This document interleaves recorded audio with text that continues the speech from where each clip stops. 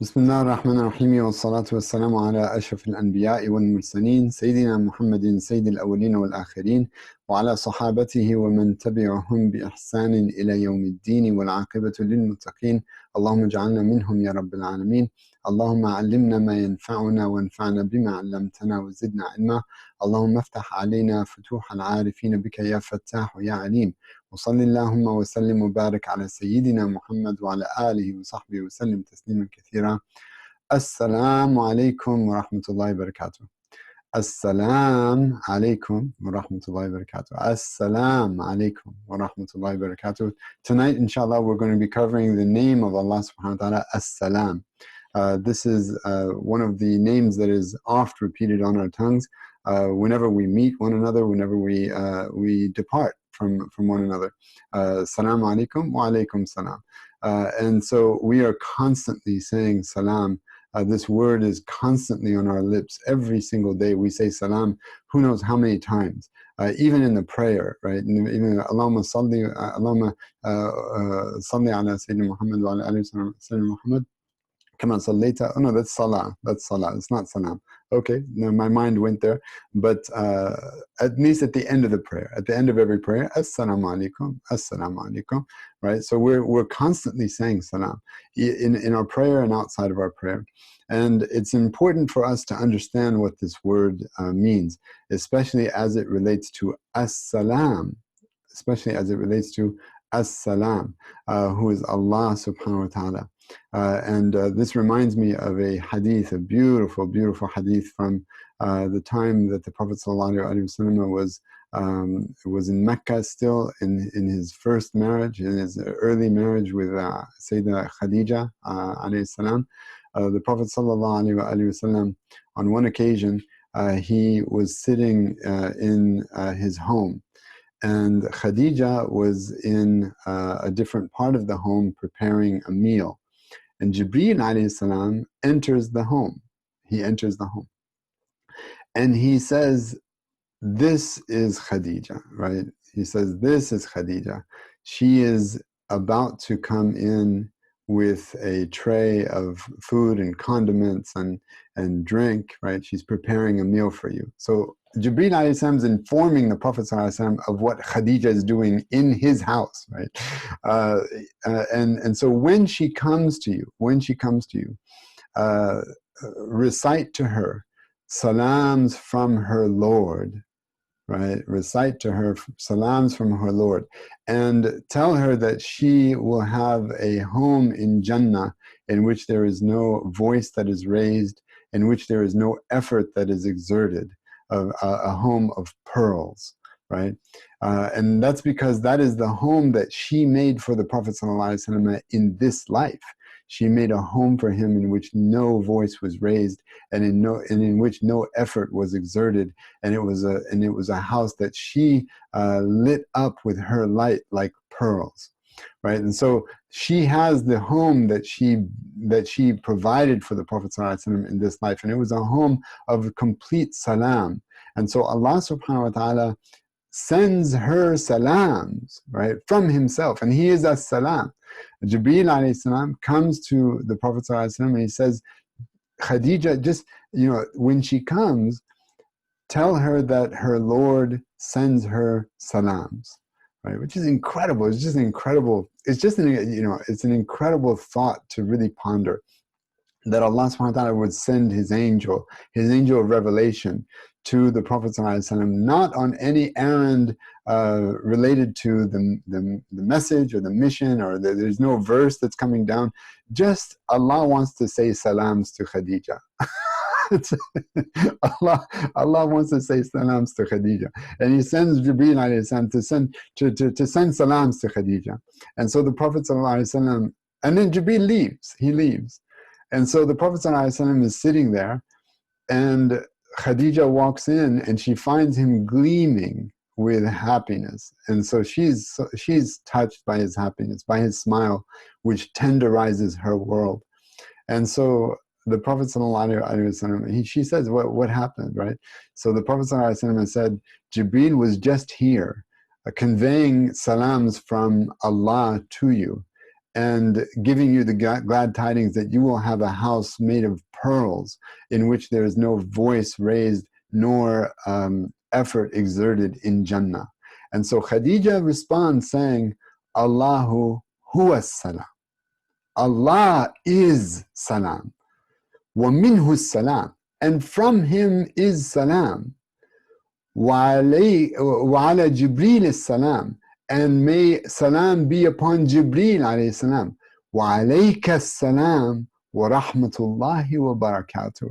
And upon you may salam come upon you and the compassion of Allah and his barakat, right? That was Khadija's response to the Prophet sallallahu alaihi wasallam.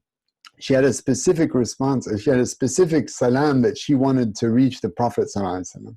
And that was the rahmah and the barakat as well. I want rahmah to reach you and barakat as well, right? And so she extended it for the Prophet sallallahu alaihi wasallam. But she returns the salams of Allah, she returns the salams of Jibreel, and so she returns as well the salams of the Prophet sallallahu alaihi wasallam. So this is a house of salam. It's a house of utter peace. And the Prophet sallallahu alaihi wasallam here is conveying to Khadija that just as you have made this home an abode of salam, then as-salam has prepared for you a home of salam in Dar as-salam, in the abode of salam. And Jannah is called Dar as-salam. Allah subhanahu wa ta'ala calls Jannah Dar as-salam. And in fact, for the first 3 days that anyone is there in Jannah, may Allah subhanahu wa ta'ala bring us all into Jannah, Ameen Rabbil Alameen, without any prior punishment or accounting for our deeds. Ameen Rabbil Alameen. When we enter into Jannah, inshaAllah, it is said, Allah subhanahu wa ta'ala says, لا يسمعون فيها لغوا ولا تأثيما إلا قيلا سلاما سلاما, that they will not hear in it any vain talk or any vile talk, right? No vain or vile talk. What they will hear is salam, salam. And it is related in the hadith that for the first 3 days that anyone is there in Jannah, all that we will be able to say to one another is salam, salam, salam, salam, salam, salam, salam. Speechless, utterly speechless. Not that we won't be able to say anything else. We will be totally speechless. It would just be salam. Finally, peace. Finally, tranquility. Finally, balance and equilibrium. Finally, serenity, sweet serenity. Finally, salam, salam, salam. No more woes, no more concerns, no more anxiety, no more anxiousness, no more impatience, no more rashness, no more sinning, no more nothing except salam, darus salam, darus salam. And so this is promised to those who bring salam into the lives of others in this world, right? Salam from Allah subhanahu wa ta'ala. So we want to talk about this name today. Allah subhanahu wa ta'ala says, قُلُ ادْعُوا اللَّهَ أَوْ ادْعُوا الرَّحْمَنَ أَيَّمَّا تَدْعُوا فَلَهُ الْأَسْمَاءُ الْحُسْنَى. The call upon Allah or call upon al-Raḥmān. Whatsoever name you call upon him, for him belongs the most beautiful names. And one of these most beautiful names is as-salam, right? When we say assalamu alaikum, right? Assalamu alaikum, continuing with what Khadija radiallahu ta'ala anha has taught us here. When we say assalamu alaikum, what that literally means is it's a prayer, right? It's a prayer. It's not a greeting. It's not the way we say, hi, hello, how are you? We're not switching kayf al-hal for assalamu alaikum. It's like almost like when a person becomes religious, they switch greetings. Instead of saying kifak or kayf al-hal or izzayak, they switched to assalamu alaikum. And now they're okay. Now he's religious now, right? He's had a turn. No, it's not that. This was the greeting, Shalom Aleichem. This is a very ancient greeting, and it extends before the revelation of that was given to the Prophet sallallahu alaihi wasallam. The Jews used this as a greeting. And where do we get this from? Right. Our first example of this is from Sayyidina Ibrahim alayhi salam. For Sayyidina Ibrahim, huwa alladhi sammakum muslimun. right? He is the one who named you Muslims, right? He is the one who called you Muslim. And what does he say to his father or his uncle when he threatens him with stoning? He says, you know, if you don't leave me, you know, he was fashioning idols, and Ibrahim alayhi salam was addressing him, ya abati, ya abati, ya abati, my dear father, my dear father, my dear father. And so his response at the end of that was that araghibun anta an alihati ya Ibrahim? Do you prefer other gods besides my God, another God besides my gods, O Ibrahim?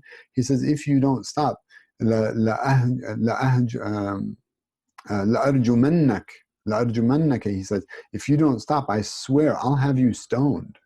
I'll have you stoned, I swear. What was the response of Sayyidina Ibrahim alayhi salam? قال سلام عليك سأستغفر لك ربي إنه كان بي حفيا. He says, he responds, Salamun alayka. That was his response to the provocation. That was his response to the threat. That was his response to the anger. That it was Salamun alayka. It was a dua. It was a prayer for his father. May Allah subhanahu wa ta'ala bring peace upon you. May he bring this serenity upon you. As-salamun alayka. And that's the first instance that we have of it in the Quran. So it actually predates the Jews, and it predates, Ibrahim alayhi salam. ما كان إبراهيم يهوديا ولا نصرانيا ولكن كان حنيفا مسلما وما كان من المشركين. Ibrahim alayhi salam was not a Jew or a Christian, but he was an upright Muslim, and he was not one of those who would have associate partners with Allah. So he said, Salamun alayka. And look at how he brings peace into the dynamic here. Look at how he brings peace, and he restores peace to the relationship.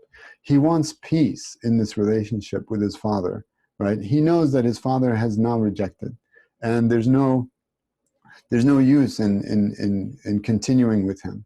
But he was going to have him stoned. I mean, that's extreme, right? That's extreme. When your own parent, or when your own uncle, a family member, threatens you with killing you. We're not talking about, this is not an empty threat, right?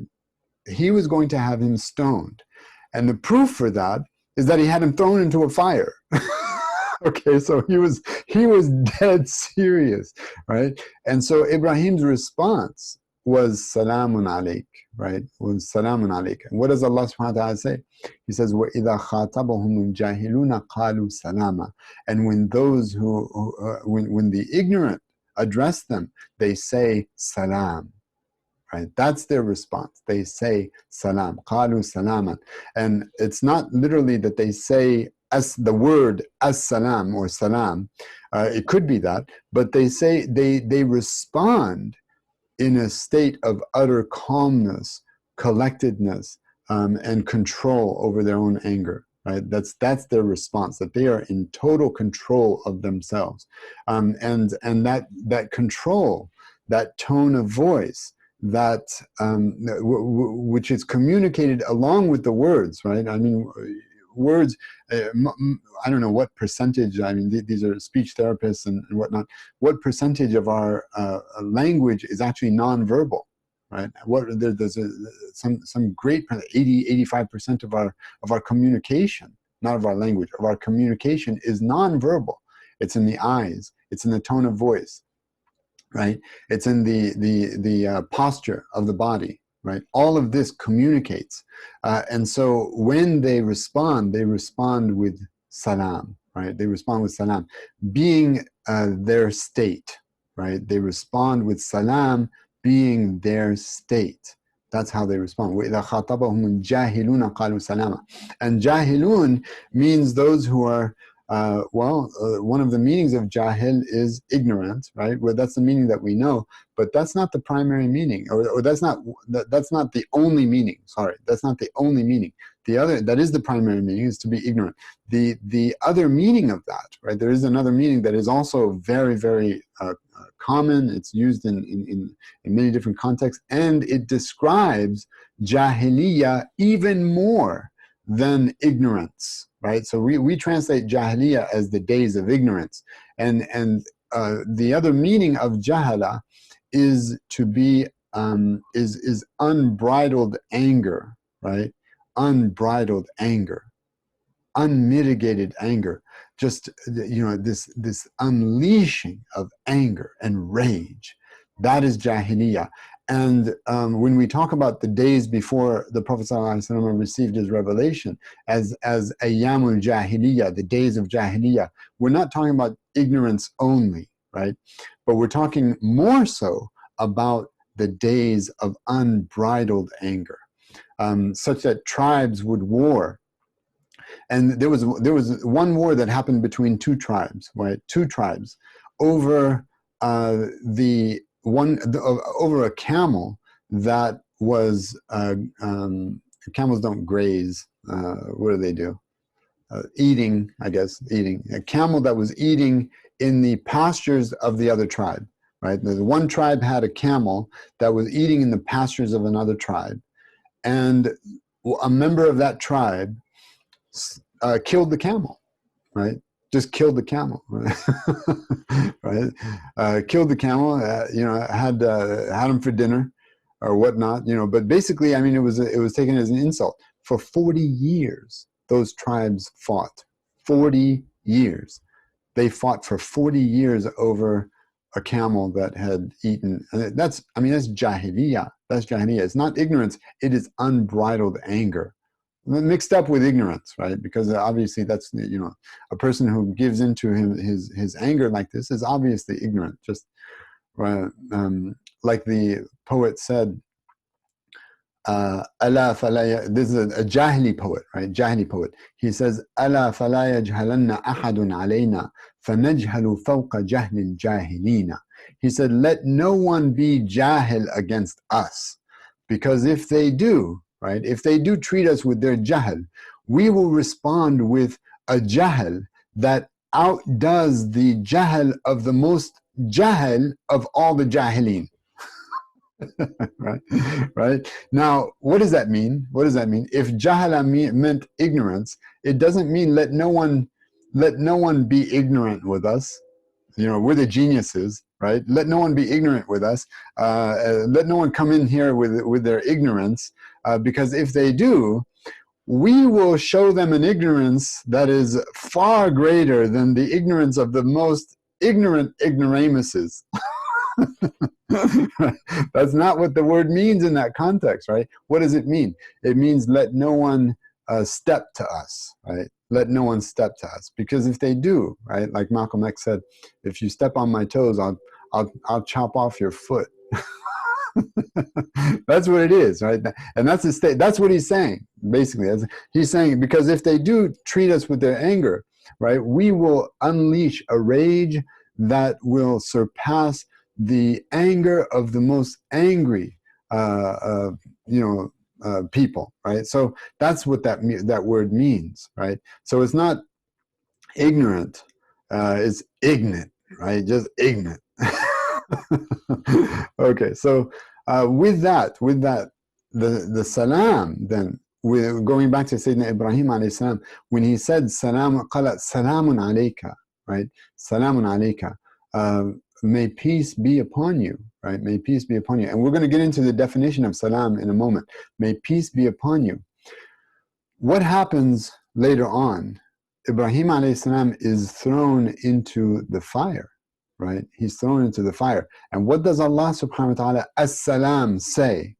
He addresses the fire and he says, Kuni bardan wa salaman ala Ibrahim.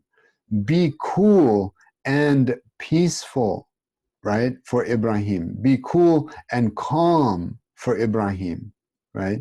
And the Mufassirun said that, the commentators of this verse, they said, had Allah subhanahu wa ta'ala not said salaman in this verse, Ibrahim alayhi salam would have frozen in the fire, right? Because when Allah says be cool, right, he would have frozen in that fire. That fire would have actually froze him, right? But he said وَسَلَامًا, and calm, right? Calm with him. And so this, what does this teach us? It teaches us that those who give salam receive salam, right? Those who give salam receive salam in return. You give salam, you receive salam. And Ibrahim alayhi salam gave his father or his uncle salam, right? And he received the salam from as-salam, right? From as-salam. He received that salam in the moment that he needed it most. He was thrown into a fire, for God's sake. Literally, for God's sake. He was thrown into a fire. And that fire, when he reminisces on it later on, Ibrahim alayhi salam says that the time that I felt the most at peace in my entire life was in the middle of the fire. That's what he said. And that's a lesson to all of us. It's a lesson to all of us that if we spread salam, right? If we spread salam to everyone whom we know, to all of our neighbors and to all of our friends and to our family members, when we spread salam just in the way that we address them, in the way that we are with them, in the way that we comport with them, in the way that you know, are you a source of salam for your spouse? Are you a source of salam for your children? Are you a source of salam for your parents? That's the question. When we become salam for these people, right, then we receive salam from as-salam. We receive salam from as-salam when we need it most, which is in the heat of the fire, right? In the heat of fire, when things get at their hardest, right, their harshest, when we need it most, Allah subhanahu wa ta'ala sends us this salam. Now, this is one of the lessons. This is one of the lessons that we receive from Sayyidina Ibrahim alayhi salam. So, with that, let us go right into the meaning of this word salam, right? And so, Bismillah. As-salam. Okay, and so salam has, there's a lot of different meanings once you go into the etymology. But before we do that, let's talk about just the word itself, as-salam, and what it means and how it's used in the language. As-salam هو الذي تسلم ذاته عن العيب وصفاته عن النقص وأفعاله عن الشر المطلق المراد لذاته لا لخير حاصل في ضمنه أعظم منه. Okay, so a person who is described as salam, and with respect to Allah subhanahu wa ta'ala, this definition applies to what we mean when we say, what Allah subhanahu wa ta'ala means when he says, well, let me not phrase it like that. This definition applies to the name of Allah subhanahu wa ta'ala, right? Okay. So Allah subhanahu wa ta'ala is هو الذي تسلم ذاته عن العيب وصفاته عن النقص وأفعاله عن الشر المطلق.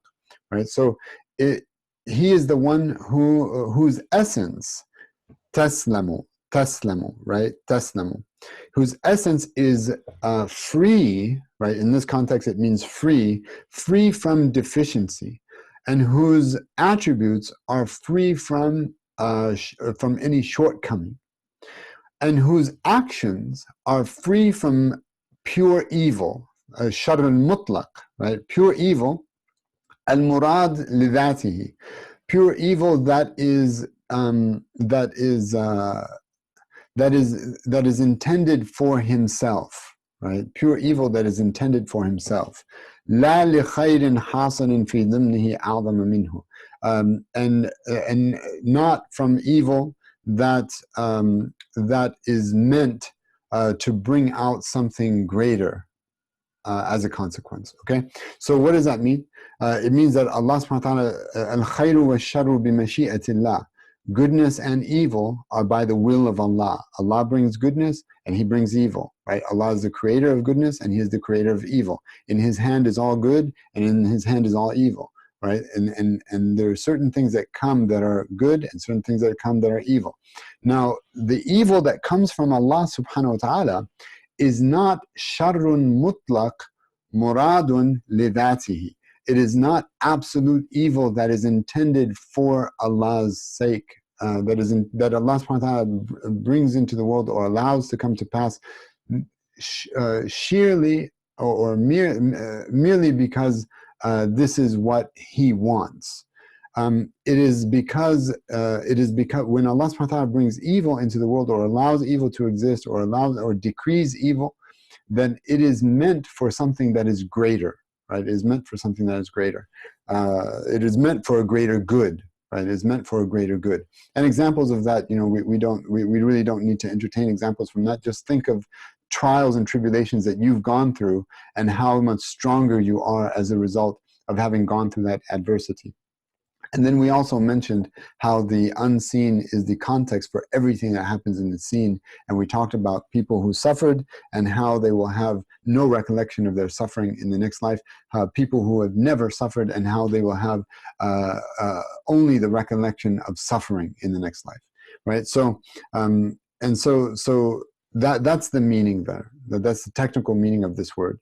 If we look then into the jadr of this word, the root of this word, you have several words come about from salama, these three letters, sin, lam, mim. These three letters, when you bring them together, salama, right, they, from that root you get taslim, you get Islam, you get silm, salama, and sullam. Right? All these are related to one another through the root salama.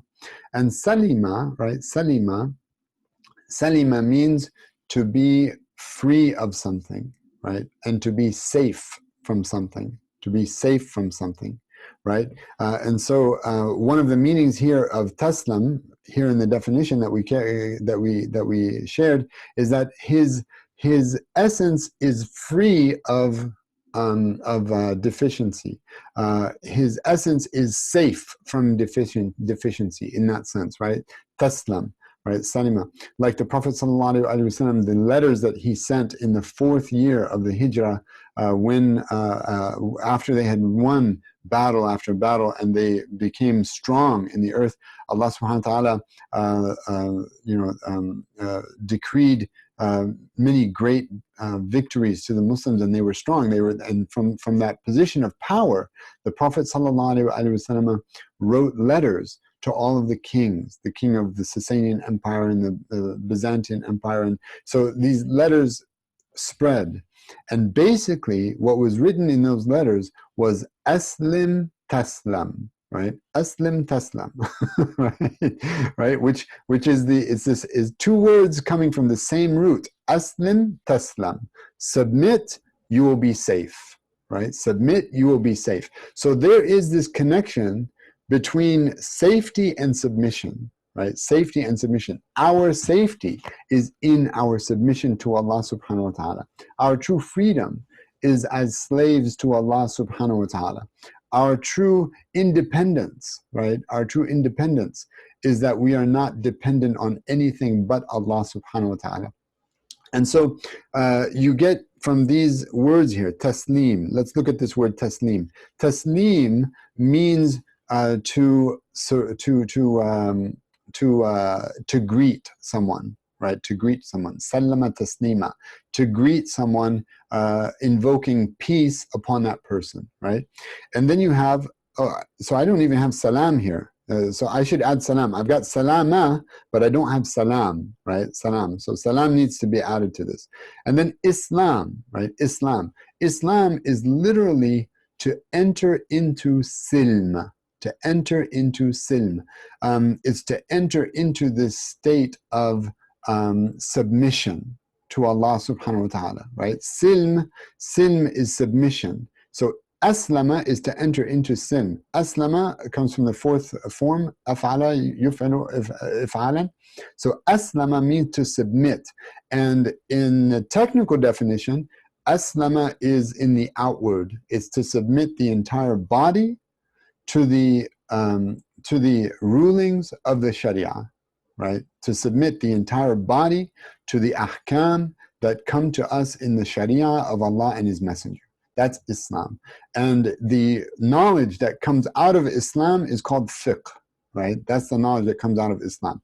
So aslama literally means to submit to the law of God, right? To submit to the law of God, to submit to the will of God, to submit to the will of Allah subhanahu wa ta'ala, and to submit to the law of God and His Messenger. That's Islam, right?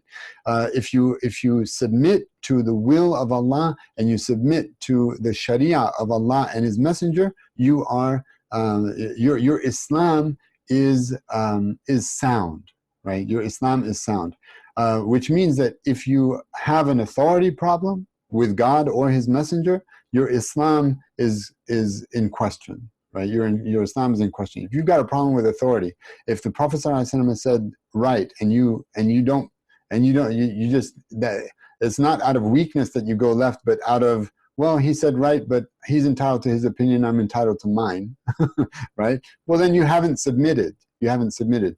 So Muslims who have an authority problem, that's an oxymoron, right? As a Muslim, you cannot have an authority problem.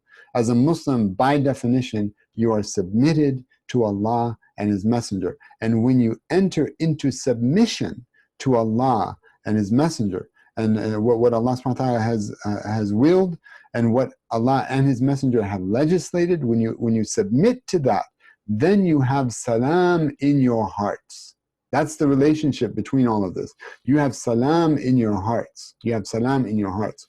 And when you don't submit, then there's turbulence in the hearts. There's guilt. There's all kind. There's flustering, right? There's contradiction. There's consternation. There's all of the conflict, the internal conflict that a person has. There's hypocrisy, right? There's all of this stuff that you've got to work through to get back to a place of peace. And the only way you will have it is if you submit to Allah and His Messenger. Islam is not surrender, right? It's not any of these new age hippie words, right? Islam literally means to submit, right? To submit, to obey, right? To obey. It's all of these words that are politically incorrect, right? That we have to reclaim as the essence of this faith. The essence of this religion. We're not going anywhere with authority problems against God and His Messenger. You are not going anywhere. I am not going anywhere if you and I have authority problems with God and His Messenger, right? So aslama means that, to submit, right? To submit. And salama, right? So I should have actually had istaslama as well. Istaslama means to surrender. Istaslama, form 10. Istaslama means to surrender. And in fact, let me write that so that you have a more, I'll write that in here so that you have it. So we said we were going to use salam. Also, you can add salam and istislam, right? So salam being peace and istislam being surrender. That's the word for surrender. Istaslama. Istaslama is to surrender. Form 10. And it means to surrender on the battlefield. It also means to surrender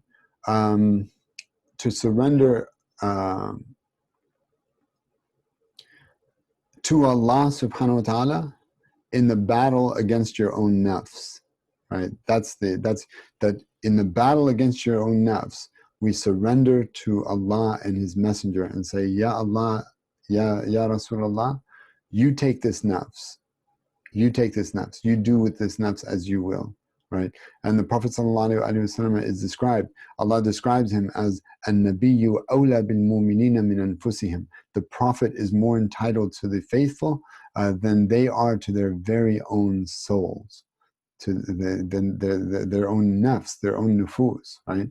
Their own anfus. So that's istislam, right? Istislam. If you want to think about the surrender, it's surrendering the nafs to Allah and His Messenger.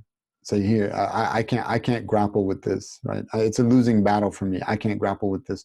I place this in your hands, right? I place this in your hands, and we'll talk about Abu Damdam, right, at the very end of tonight's class, because he is the one who shows us how to surrender our souls to Allah subhanahu wa ta'ala. Okay, and so you have salama, then salama, and salama means well-being, right? Well-being. Look at this beautiful word. Peace, right? Surrender, submission, well-being, right? Well-being. Salama, right? Salama is well-being. So that's what the word is telling us before we get into the verses and what the Prophet ﷺ has said and what Allah subhanahu wa ta'ala says and what the scholars have said about this word and how, before we even move from the language, right? We have all of these incredible connections that the root is making for us, right? So well-being is related here. And the word for sullam, right, which is a ladder, sullam, which means that this is what is needed, right? This is what is needed to ascend the heights. It's what is needed to ascend the spiritual ranks, as though they were on a ladder, the rungs of a ladder, the spiritual ranks, until we become sources of salam for people who are around us, when Allah subhanahu wa ta'ala drapes us with this attribute of His. Okay, so that's just from the jadar of salama. And then if we look at al-ishtiqaq al-akbar, which is manipulating the the order of the letters, and it also means switching out one of the letters for another, right? So if we look at that, we have other very interesting connections that are made, right? So one of them here is salaha, right? Salaha, right? Salaha. And what does salaha mean? Salaha means, akramakumullah, sorry for mentioning this, but it means to void excrement, right? To void excrement. Very interesting that the word for salam, right? Salama, peace and well-being, right? Well-being is related. Just if you remove that meme and you replace it with a ha, it means to void excrement, right? And what does the Prophet ﷺ say when he leaves the latrine? And what does he teach us to say? He says, Alhamdulillahi alladhi adhaba anna al-adha wa afana. May Allah be praised who has removed harm from us and given us well-being. Afia is well-being, right? Allah has removed the harm from us. He's removed impurities from us. He's removed that which is toxic from our bodies, right? And has given us in its place well-being. Through its removal, we have well-being. Because if that were to stay in the body, God forbid, right? It would create massive, massive disease, massive disease. So it's from the mercy and the compassion of Allah subhanahu wa ta'ala that we are able to rid ourselves of impurities in this fashion. So there's a relationship between salaha and salama, right? There's a relationship here between salaha and salama. And I think I lost the, you're not able to see. Okay, now are you able to see it again now? Okay, you should be able to see it. One quick second, I just, my computer is about to die on me, so I need to get the charger real quick. I'll be don't move, don't you move. I'll be right back.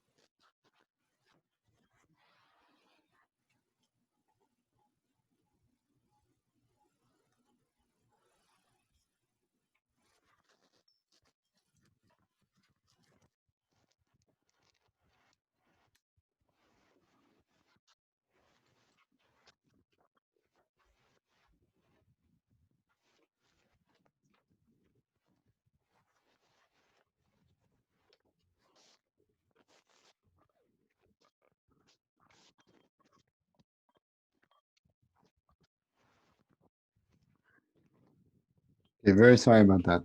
Forgive me. Okay, so salaha, right? Salaha is to avoid excrement, right? And then you have the word salisa, right? Salisa. And salisa means to be compliant, right? Salis.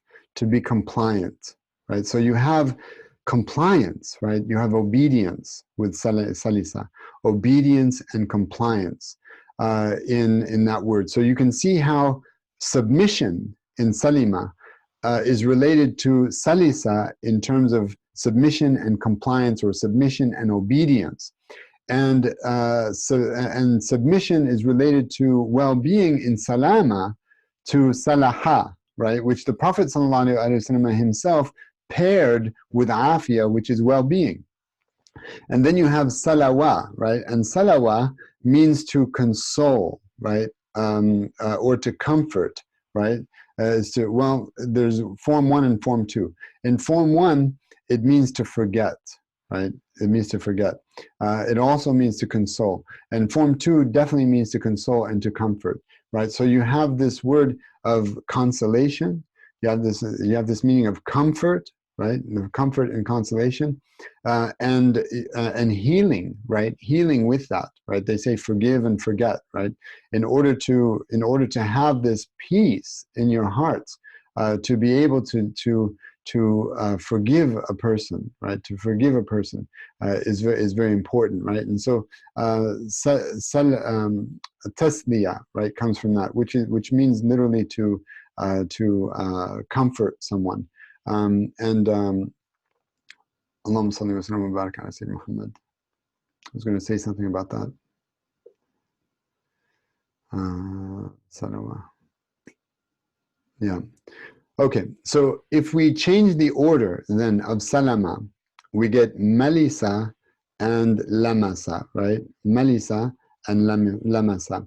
So malisa means smooth and leveled, right? Smooth and leveled. That's malisa. Something that's even and leveled and smooth, right? So it's very fascinating that salama and malasa are related like this. Malisa, smooth and leveled. And then lamasa literally means to touch, right? To touch, lamasa. And it's just so fascinating. There's a book called The 5 Love Languages. I think that's the name of the book. Correct me if I'm wrong. But in one of those love languages, one of those 5 is actually the language of touch. It's the language of touch. And you know, this is mentioned in the hadith of what's the hadith? Zara, hadith Zara, in which Aisha radiallahu anha mentions that there were 11 women who got together and agreed that they would speak about their husbands, and they would not let anything be concealed without revealing all of their good, or all of their news, whether good or bad. And she goes through and she mentions every one of these women, what they say. This is in the Shama'il of Imam al-Tirmidhi. So one of them actually says that my husband, right, he doesn't, the palm of his hand, I don't even remember the last time I felt the palm of his hand, right? Like the palm of it, he doesn't touch me with the palm of his hand, right? So the language of touch, right? To put the palm of your hand on the cheek of your beloved, whether that is your spouse or your mother or your father or your children, to just touch their cheek with your hand. I mean, there's such healing in that. There's such healing in lamps, right? And what you've done, literally, what you've done with lamps, just with touching someone, you have brought salam into their hearts. I mean, they could be going through hell. Literally, they could be going through hell. And just by your touch, you heal them, right? Like the leper in the New Testament, and the lepers were quarantined, right? The lepers were quarantined. And according to Numbers and Leviticus, lepers could not leave their homes. They were under house arrest in the Old Testament. And so the news spreads that Jesus is healing people, right? That you have this incredible healer. And so this leper comes out, he's wrapped up. And so no one can see him, right? So he comes and he approaches Isa alayhi salam from behind and he touches him. And Isa alayhi salam looks, right? He looks to him And so this man says, if you are willing, you can heal me. And Isa alayhi salam says, I am willing. Right? This is so beautiful. It's so beautiful to be willing to heal people. Are we actually willing to heal people? Right? Because if we are willing to heal people, we have to touch them. We have to touch them. Right? We have to touch them. We have to touch their hearts. We have to leave our imprints on their lives. Right? We've got to literally roll up our sleeves and get into the trenches with them. Right? We've got to touch their lives. Right? Reach out and touch someone. That's what people say. Why? Where do you think these proverbs come from? Right? Reach out and touch someone. What do they mean by that? What do they mean by that? Right? Heal someone. Reach out and heal someone. And it is related here in the meanings of salam. Right? Just in the language itself, touching. Right? Touching is related to peace and to well-being. Right? And so this is just it's an incredible root if you really think about it. And so that's for that's what we have to say for the linguistic part of it. And then Allah subhanahu wa ta'ala, what does Allah subhanahu wa ta'ala say about this word? He says, يَوْمَ لَا يَنْفَعُ مَالٌ وَلَا بَنُونَ إِلَّا مَنْ أَتَى اللَّهَ بِقَلْبٍ سَلِيمٍ, in verse 88 of Surah Al-Shu'ara. The day in which neither wealth nor children will avail him anything, except the one who comes before Allah subhanahu wa ta'ala with a sound heart. Qalb salim, right? Salim. This word here, salim, right? If I can get this thing to behave. I can't get it to behave. So this word right here, salim, right? Salim comes from salama, right? Salama. And what does it mean here in this verse? It means a sound heart, a heart that is sound, a heart that is well. And it is used in the Quran. If you look at the word qalb in the Quran, the heart, right, in the Quran, it is distinguished by two different adjectives. One is marid and the other is salim, right? So basically you have a sick heart, right? You have a sick heart, a marid, qalb, fi qulubihim marad, fazadahum Allahu marada, that in their hearts is a disease. And so, and then Allah subhanahu wa ta'ala describes it as marid, right? As sick, ill, diseased. And the opposite of that is not sahih, which means healthy, right? Because sihha is health. The opposite, the Quranic opposite of a diseased heart is a heart that is salim, which is given to us in this verse, a heart that is salim, right? And if you look at all of the diseases of the heart, that you look at every verse in the Quran where the heart is described as marid, it comes down to three things, right? Three things: shak, shaitan, and shahwa. Right? Shak, shaitan, and shahwa. These three things. It's related to doubt, or to the devil, or to desire. Right? The three sheens, they're three D's in English. Right? Shak, shaitan, shahwa, doubt, the devil, and desire. Right?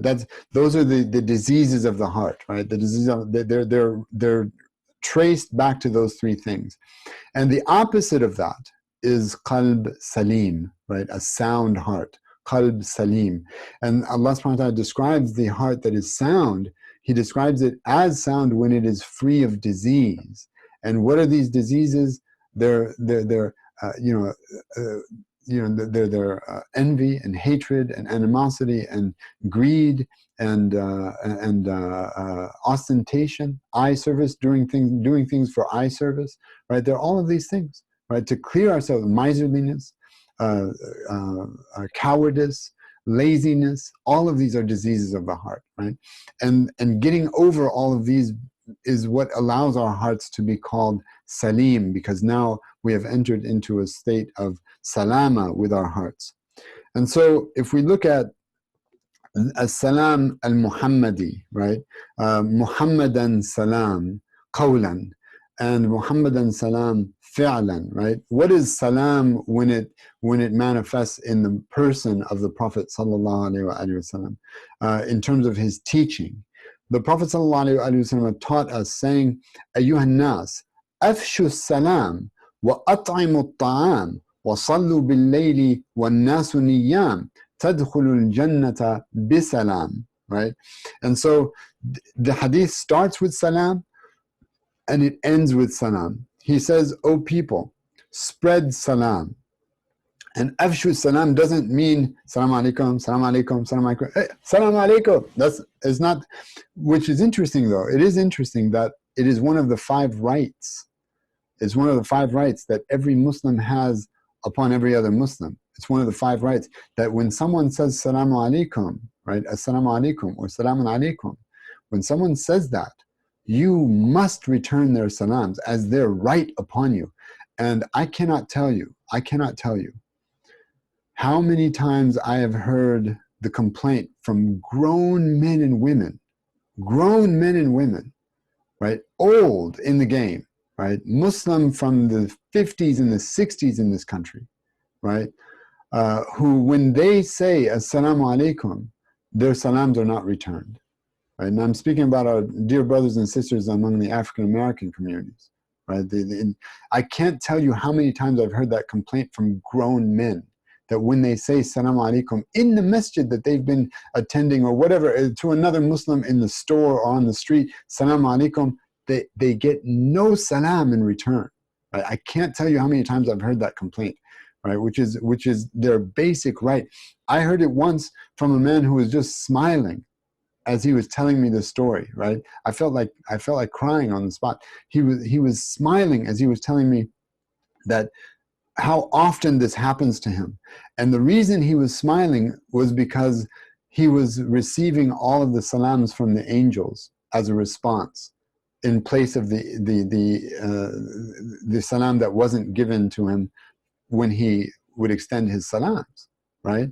And that's a command in the Quran. When Allah subhanahu wa ta'ala says, فَإِذَا حُيِّيتُمْ, right? Whenever you are greeted, then return the greeting with its likeness or with something better.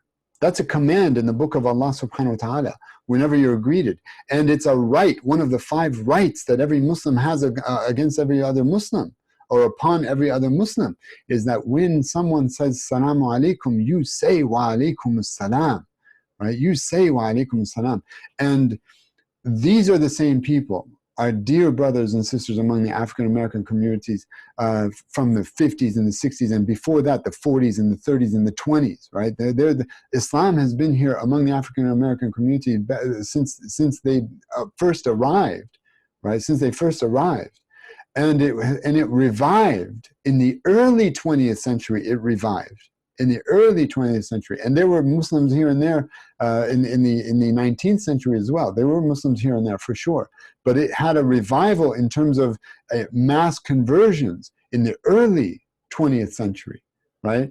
And we're talking about people like who popularized Islam among the African Americans, like Noble Drew Ali, for example, and others, right? So in different forms, right? In different forms, and then again with Elijah Muhammad in a different form, right? But Islam has been germane to that culture since the early days, right? The early days, and I lost the thought. Allahumma salli wa sallim wa barik ala sayyidina Muhammad.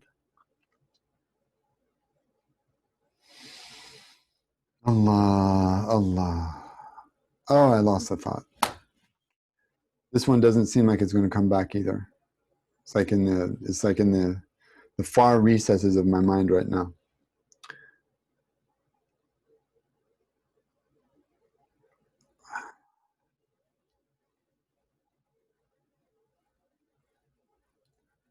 Yeah, so for a man like that to tell me, with a smile on his face, like consoling himself, basically consoling himself at every time that that his salam is not responded to by the response of the angels in the place. And he said, I'd much rather have the salams of the angels than the salams of human beings, right? He had to actually console himself with that, right? Which is very sad. It's a sad indictment against our community. And so the Prophet ﷺ tells us, أيها الناس أفشوا السلام, right? Spread salam, وأطعموا الطعام, and feed people, وصلوا بالليل والناس نيام, and pray at night while people are asleep. تدخلوا الجنة بسلام, you will enter Jannah with salam. If you do these things, if you just do these things, let's just do these things. If we want to talk about, you know, early Islam, right? Early Islam, before we talk about institutional Islam, before we talk about organizational Islam, we've got to take it back to this, right? These are the basics. These are the building blocks of faith right here. That spread peace to other people. Just be peaceful among people. Spread peace, right? Spread peace and feed people. Just feed them. Just feed them. Just feed them. Just feed them good food. Delicious food.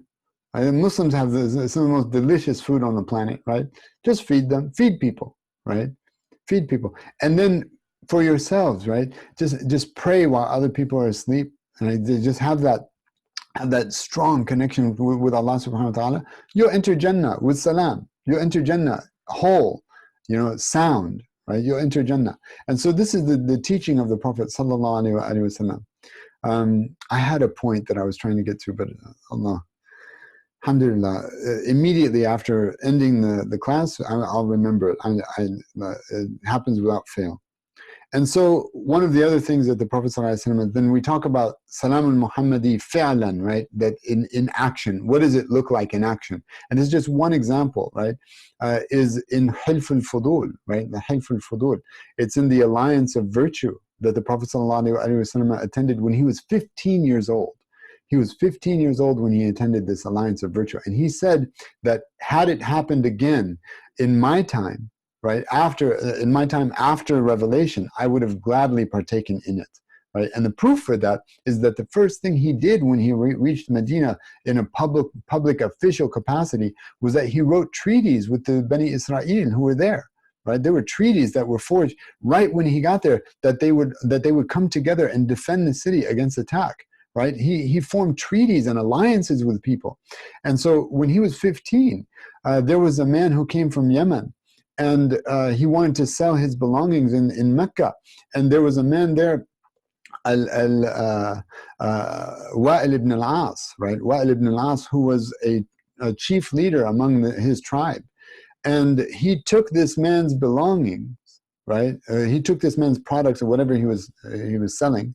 He took this man's possession, right? And instead of giving him his money, when he wanted his money, he said, "Don't you know who I am? I'm Wa'il ibn al-As, right? You want money from me? You should be grateful I don't take the rest of your stuff, right? I'm Wa'il ibn al-As, for God's sake, right?" And so this man went to the Kaaba and began to yell, "Where is the chivalry? Where is muru'ah here in this city?" Right? That a man can come into the city and have his things taken from him, and his rights do not go redressed. His rights do not go arighted. The wrong done to him there's no recourse, right?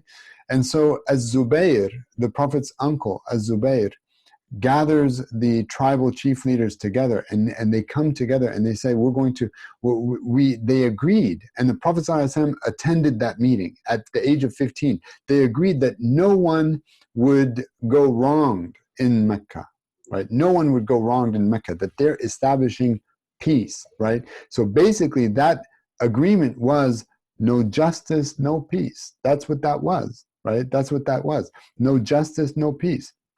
And so they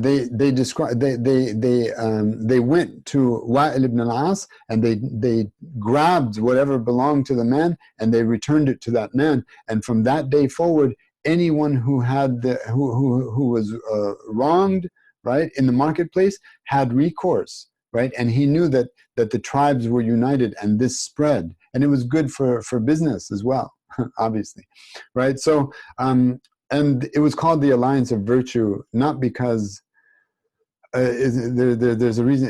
It wasn't called the Alliance of Virtue. They didn't call it the Alliance of Virtue, Hilf al-Fudul. But basically there were three men there, Al-Fadl ibn al-Haritha, Al-Fadl ibn Wada'a, and al-Fadl ibn Fudala, right? Al-Fadl ibn Fudala, right? Comes from the same root even. So there were 3 men there who were named al-Fadl. And that's why it was called Hilf al-Fudul. It was the alliance of these 3 guys named al-Fadl who sort of took over the meeting because there were 3 guys with the same name there, right? Anyway, it also gets translated as the alliance of virtue because Fadl means virtue. Anyway, our portion of this name, nasibuna, our portion from this name. The Prophet ﷺ said, Al-Muslimu man salim al-Muslimuna min lisanihi wa yadihi, that the true Muslim is the one from whose tongue and hands other Muslims feel safe, right? The true Muslim is the one from whose hands and tongue other Muslims feel safe. And so that structure is an incredible structure. Allah's Messenger set that in a structure that was utterly profound, because he didn't say al-Muslimu man sallama al-Muslimina min lisanihi wa yadihi, that the true Muslim is the one who renders other Muslims safe from his tongue and his hands, like he renders them safe. He said al-Muslimu man salima al-Muslimuna, right? He said that the Muslim is the one from whose tongue and hands other Muslims feel safe. Not the one who renders them safe, but the one from whose hands and tongue other Muslims feel safe, right? Which is an incredible, it's an interesting structure to that sentence, because it means that just by being who he is, there is a light that Allah subhanahu wa ta'ala gives to him, and that salam exudes his state, it exudes his statements, it exudes his deeds, to the extent that other Muslims, just by hearing his name, or just by seeing him, or just by interacting or engaging with him, they feel safe. They feel safe from his tongue and his hands. So they are the ones that, like the Muslimun in the sentence, that is the subject. They are the ones who feel safe from him. That's the true Muslim. The true Muslim is the one who other people feel safe around him, right? Not the one who has given other people safety. Do you see what I'm saying? Right? It's an interesting structure to that sentence. And so let us conclude with the teaching of the Prophet ﷺ on the authority of Sayyidina Anas ibn Malik radiallahu ta'ala. Oh, I remember. I remember. Alhamdulillah, alhamdulillah. I remembered. There was a point that I was trying to get to with mentioning our brothers and sisters in the African American community who have been here for a century, right? For a century, for 100 years. If you're looking back, at recent history extends back into the 1920s, right? And they've been holding this thing down, right? This thing called Islam here in America, and one of the things that we learn from them in Africa that is revived in the movement of the Nation of Islam, right? And preserved in the movement of Imam Warithuddin Muhammad rahimahullah ta'ala, right? Is that you'll notice this even until today in the masajid of Imam Warithuddin, right? You'll see that when people go to one another and say salam, right, they don't actually extend their hand to greet you with their hand, but they'll say salam alaikum like this, salam alaikum, salam alaikum, salam alaikum, right? And so they'll bow their heads with their hands extended like that, right? And that is exactly how they greet one another in countries in West Africa, right? Salam alaikum, with their hands outstretched like this. Salam alaikum, salam alaikum, salam alaikum. They don't actually shake your hand, but they extend both hands like this, salam alaikum, because they understand that the essence of this greeting is dua. It is dua, right? It is heartfelt prayer that as-salam, bring as-salam into your hearts, right? And so that is the way they greet. That is one of the things that we learn from these people who do not have their salams returned, right? They don't have their salams returned. We learn from them the essence of the greeting itself, right? And that's the point that I wanted to end on with respect to that very unfortunate phenomena that must change in our culture as a Muslim ummah here in America. And so the Prophet ﷺ said on the authority of Sayyidina Anas radiallahu ta'ala anhu wa ardah, قال أيعجز أحدكم أن يكون كأبي ضمضم, right? أيعجز أحدكم أن يكون كأبي ضمضم. He says,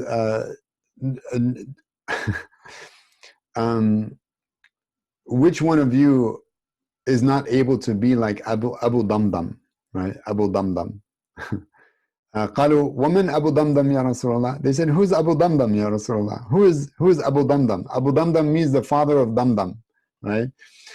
فقال كان إذا أصبح, and we don't, I haven't looked at the who exactly he is, but the Prophet ﷺ responded saying, he described him, كان إذا أصبح قال اللهم إني قد وهبت نفسي وعرضي لك, right? He said that this Abu Damdam, right, Abu Damdam, whenever he wakes up in the morning, he says, "Oh Allah, I have gifted my nafs and my honor to you. I have gifted my nafs and my honor to you. My soul and my honor, I've gifted them to you. فلا يشتم من شتمه ولا يظلم من ظلمه ولا يضرب من ضربه رواه ابن السني, right? So he will not respond to an insult with insult. He will not respond to provocation with provocation. He will not respond to injustice with injustice, right? That was the hadith of the Prophet sallallahu alaihi wasallam, right? About this word, about this person, Abu Damdam. And this is a hadith that really captures the meaning of salam and our portion of it, that we must be free of defect, right? It's free to be free of defect. That's the only way that we can be whole, right? Is to be free of defect. And of course, no one's going to be perfect, but to spend our entire lives purifying this thing, to purify this thing. And one of the ways to do that is just like Abu Damdam here, he surrenders his honor, he surrenders his soul to Allah subhanahu wa ta'ala. That is the Muslim. That is the Muslim. And that is the meaning of Islam. Islam isn't, oh, surrender to God. No, it's taking this nafs and surrendering it to God. It is a totally different thing, right? It's totally different because this quote-unquote surrender to God allows you to be spiritual without being religious, right? Which is a false dichotomy. It is a false. It doesn't exist, right? It doesn't exist. You cannot be spiritual without being religious. And because the way that we do, because what that means is that I believe in God, but I do my own thing. That's what that means. Well, no, you've got an authority problem, and as such, you're not submitted, right? And if you're not submitted, then your Islam is in question, right? So all of this is wrapped up together. To be free of defect, right? To be free of defect, to remove impurities from ourselves, such that we can restore balance and oneness and well-being to our hearts that would exude then in our deeds and our states and our words. With that, inshallah, let us conclude. Allahumma salli wa sallim wa barak ala Sayyidina Muhammadin fil awwaleen, wa salli wa sallim wa barak ala Sayyidina Muhammadin fil akhirin, wa salli wa sallim wa barak ala Sayyidina Muhammadin fil mala' al-a'la ila yawm al-din, wa sallim tasliman kathiran kathira, wal 'asri inna al-insana lafi khusr, illa alladhina amanu wa 'amilu s-salihat, wa tawasaw bil haqqi wa tawasaw bis sabr. Wassalamu alaikum wa rahmatullahi ta'ala wa barakatuh. Wassalamu alaikum wa rahmatullahi ta'ala wa barakatuh. Wassalamu alaikum ورحمة الله تعالى وبركاته.